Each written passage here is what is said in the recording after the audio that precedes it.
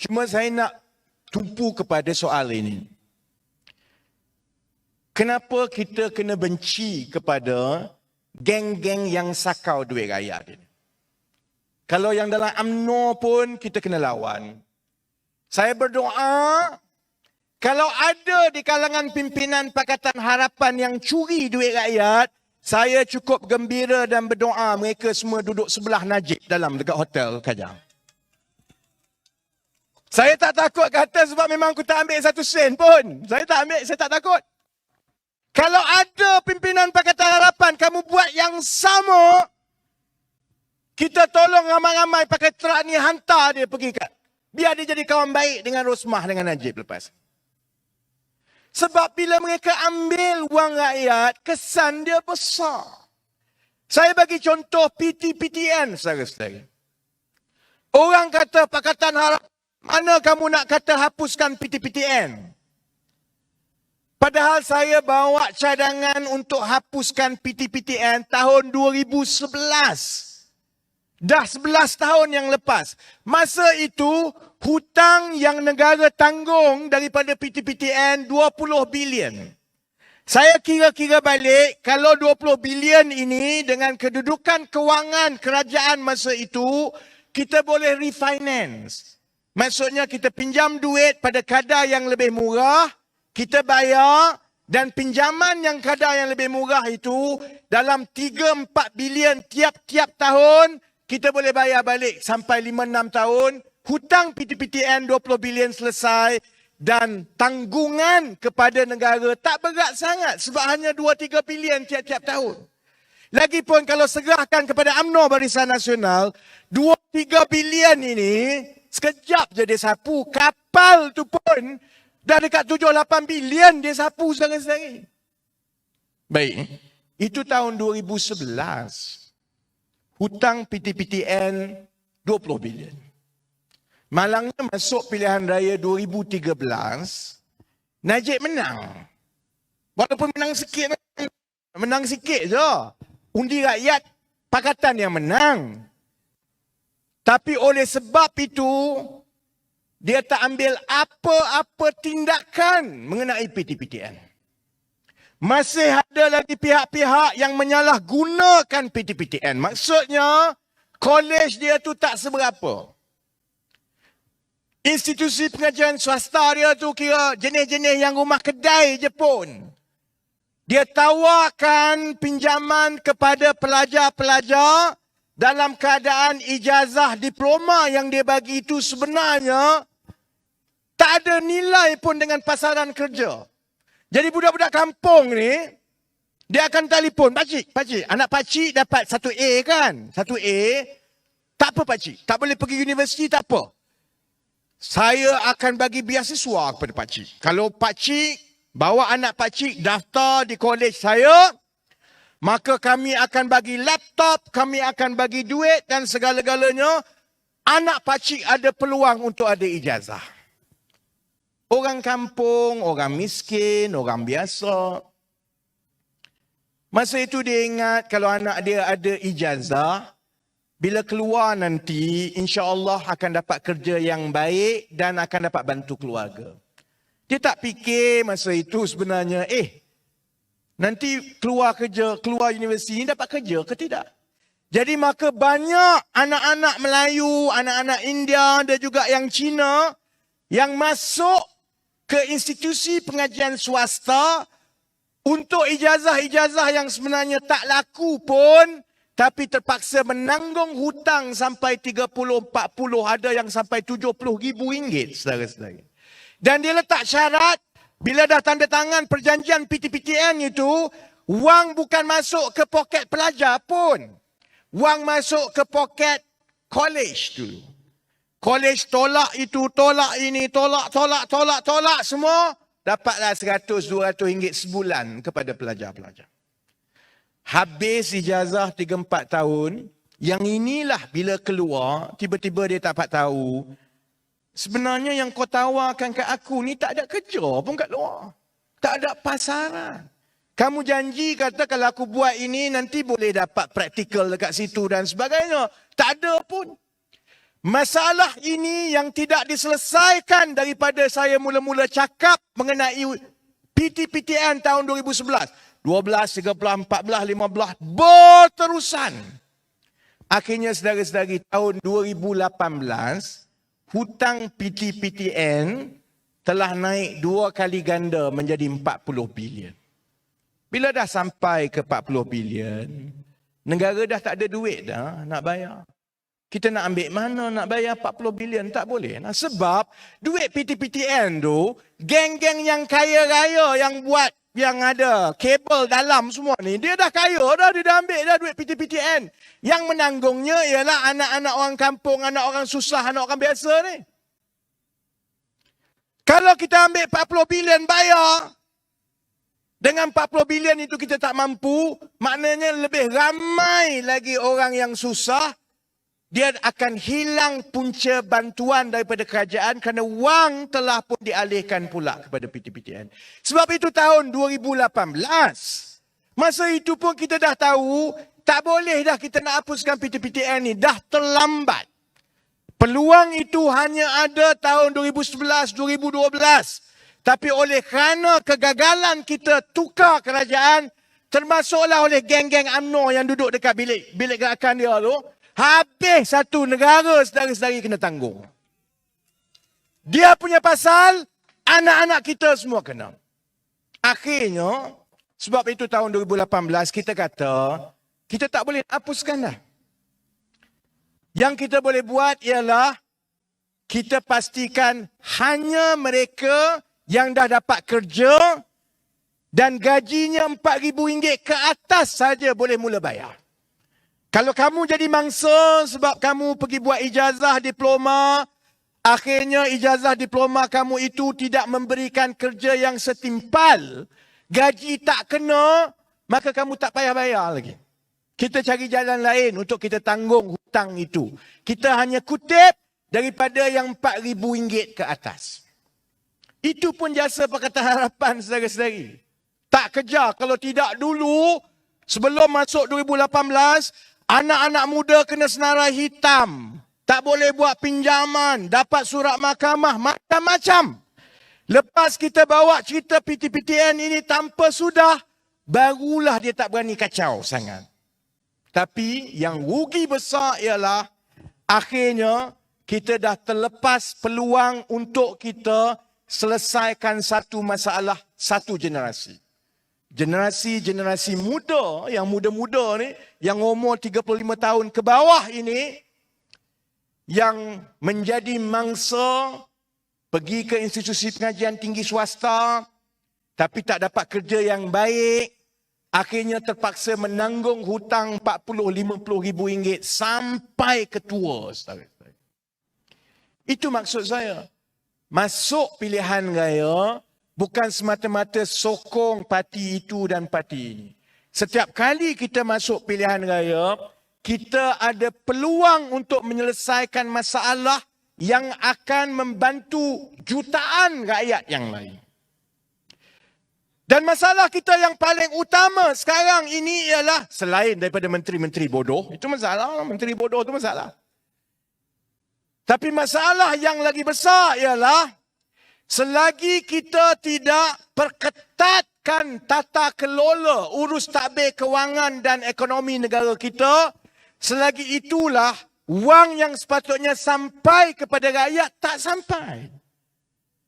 Kerajaan baru-baru ini, Datuk Seri Ismail Sabri umum kononnya belanjawan bajet paling besar dalam sejarah negara kita, 372 bilion. Saya duk gelak, saya lawak. Lepas ini, kalaulah Pakatan Harapan menang, kalau Menteri Kewangan tu duk gebang kata, saya sebagai kerajaan cukup baik kerana saya telah peruntukkan bajet yang paling besar dalam sejarah, boleh gelak dan ludah dekat dia, saudara-saudara. Ada dua sebab.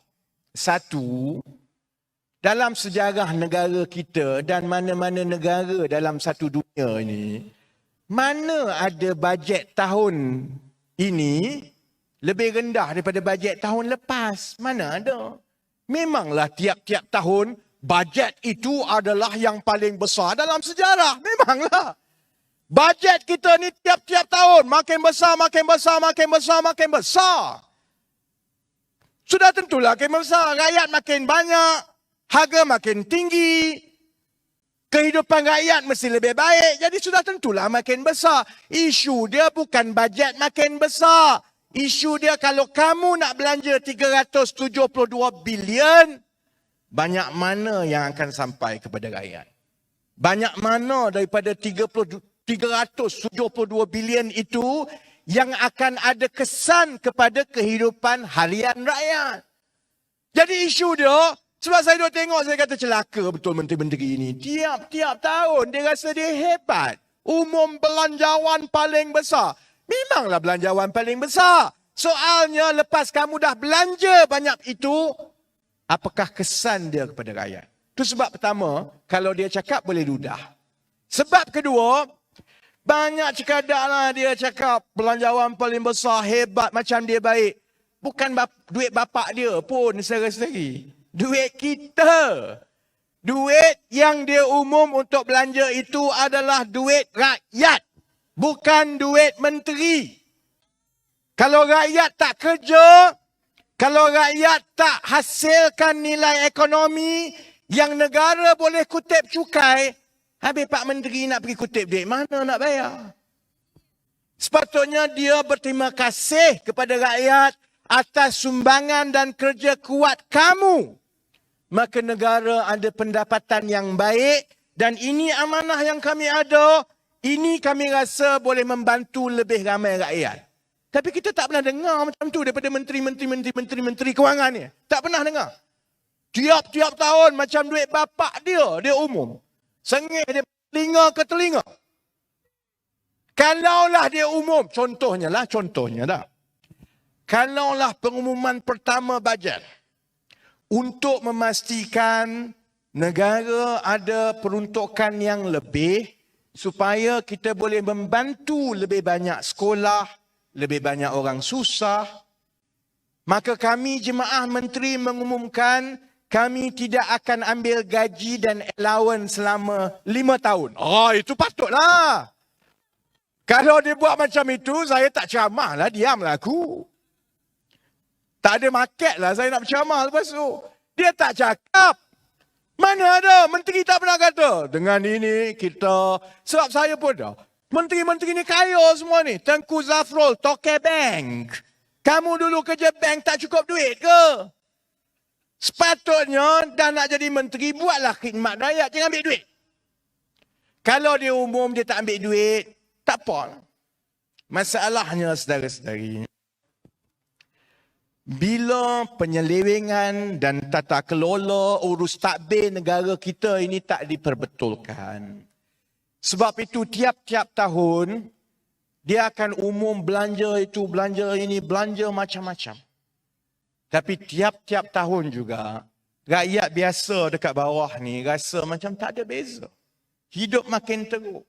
Yang muda rasa makin tertekan. Yang tua duk bimbang ni, aku ni anak aku 3 orang duk kat rumah ni. Aku nak pencen ni. Kalau aku pencen ni, siapa nak bayar elektrik, siapa nak bayar makan semua ni. Lepas ni aku tak ada pendapatan ni macam mana ni. Anak ni kerja ni tak cukup lagi untuk bagi duit kat aku. Tiap-tiap hari, tiap-tiap bulan, masalah kita belum lagi diselesaikan. Dan masalah itu tidak diselesaikan kakak sebab begini. Umum banyak mana pun peruntukan. Kalau ada geng-geng yang otak dia ialah projek mana aku nak buat untuk aku sakau duit ni. Kita tak akan cukup duit sampai bila-bila. Bila kita tak cukup duit sampai bila-bila, maka kita tak boleh nak selesaikan masalah harian rakyat. Sebab masalah harian rakyat yang kita ada, harga barang yang tinggi. Sekolah-sekolah kita yang terlalu dah tak cukup tempat dah untuk pelajar-pelajar kita. Saya terkejut badak baru ni belanjawan. Bajet baru ni Menteri Kewangan umum dengan bangga. Tahun ini kita akan membina 5 sekolah baru. Gila. Kalau Menteri Besar Selangor umum 5 sekolah, aku fahamlah juga. 1 Malaysia, 5 sekolah je kau buat. Gila. Sedangkan masalah kita yang cikgu, yang ibu bapa semua tahu, sekolah rata-rata ni satu kelas sekarang dah 40 orang. Kalau di kawasan Selangor, banyak yang perumahan-perumahan baru, isu utama dia, tak cukup sekolah. Kamu boleh bangga bina 5 sekolah je. Sepatutnya tiap-tiap tahun bina 50 sekolah, 50 sekolah, 50 sekolah. Masalahnya kalau tanya dia, dia kata macam mana nak bina 50 sekolah? Duit tak ada. Duit tak ada, saudara-saudari, sebab duit telah kena sakau. Sebab itu walaupun saya kadang-kadang tak nak cakap sangat pasal rasuah, pasal penyelewengan, saya juga harap saudara-saudari, adik kakak yang dengar faham bahawa masalah utama kita selain daripada menteri-menteri bodoh ialah kita makin kurang wang. Dan kita kurang wang kerana apabila ada politikus-politikus yang rakus makan duit ini, setiap projek besar kerajaan dia tengok berapa persen dia boleh ambil. Setiap projek yang bilion-bilion dia fikir berapa banyak dia boleh sakau untuk cucu cicit dia. Dan saya tak payah pergi jauh lah. Yang terkini ni yang saya dok semak dan belik ini ialah akaun Lembaga Tabung Angkatan Tentera. Saya cakap ini secara terbuka supaya Hishamuddin lepas ni tak tidur malam. Supaya Ismail Sabri tak tidur malam. Sebab saya tengah belik akaun Lembaga Tabung Angkatan Tentera, sebab anak-anak syarikat Lembaga Tabung Angkatan Tentera lah yang terlibat dengan LCS. Dan bila anak syarikat LTAT ni dia ambil alih projek zaman kroni zaman dahulu, zaman Tun Mahathir dulu, zaman Tun Daim dahulu, projek tu dah gagal. Bila projek tu gagal, bagi pula kepada anak syarikat LTAT, dia kena tanggung hutang dan kerugian yang dah berbilion-bilion pun. Betul dia kena buat pula 6 biji kapal. Nak buat 6 biji kapal, mana nak tampung hutang dulu yang rugi, mana pula yang ini pula kena sakau lagi. Akhirnya, sekarang ini bila dah tersepit, sebab rakyat dah marah, kapal tak siap, maka LTAT kena fikir, macam mana anak syarikat aku nak siapkan kapal ini, duit tak ada. Kerajaan kata, aku tak boleh bagi duit banyak dah. Kalau aku bagi duit banyak nanti, Rafizi bising lagi, Parlimen bising lagi. Jadi kau kena pandai-pandai siapkan kapal ini dengan wang yang ada. Masalahnya LTAT mana ada wang sangat dah. Nak dijadikan cerita lagi, nak buat kapal, dia kena main dengan kroni-kroni, dia lantik kontraktor, kemudian dia lantik subkontraktor lagi, sub ni, semua sapu duit, saudara-saudara. Masalahnya dia dah tanda tangan perjanjian. Bila dia tamatkan perjanjian, sebab duit dah kena sapu, memang tamat perjanjian, maka tiba-tiba nanti anak-anak syarikat LTAT ini sekarang berdepan saman beratus-ratus juta ringgit daripada sub kontraktor yang mereka lantik. Jadi saya faham kalau saya jadi LTAT sekarang, mampu aku. Duit dah memang tak ada. Lepas tu nak kena bayar saman ni lagi. Lepas tu nak kena siapkan kapal lagi.